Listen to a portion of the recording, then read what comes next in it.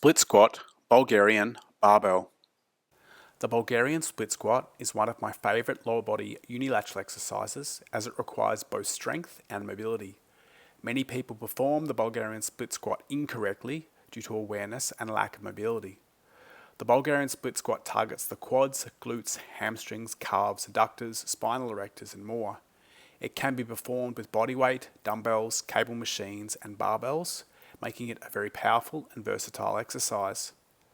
The height of the bench is set to be just below the knee, at the top of the calves. Start by standing with your back towards the bench and the tops of the calves touching the bench. Place one foot in front of the other in a heel-to-toe manner to measure out 3 foot lengths away from the bench.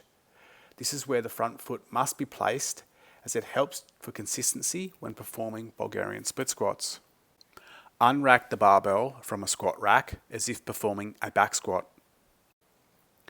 Place the top of the non-working foot on the bench, with the feet hip width or slightly wider apart. Stand up straight with the knee and the hip of the working leg fully extended. From the top position, keep the hip of the rear leg extended by contracting the glute nice and hard. We do not want to see hip flexion in the rear leg as we move through the Bulgarian split squat. Next, bend the knee of the working leg while keeping the knee in line with the toes as you squat down. Do not allow the knee to collapse inwards. Aim to keep the hips level as you move up and down. Do not allow the hip of the working leg to hike up and the non-working side to drop down. As you squat down, allow the knee of the non-working leg to move down towards the floor and back towards the bench at the same rate. This will place the knee into deep flexion and deliver a nice stretch in the quad and hip flexors of the rear leg. Notice that the foot of the working leg remains flat on the floor.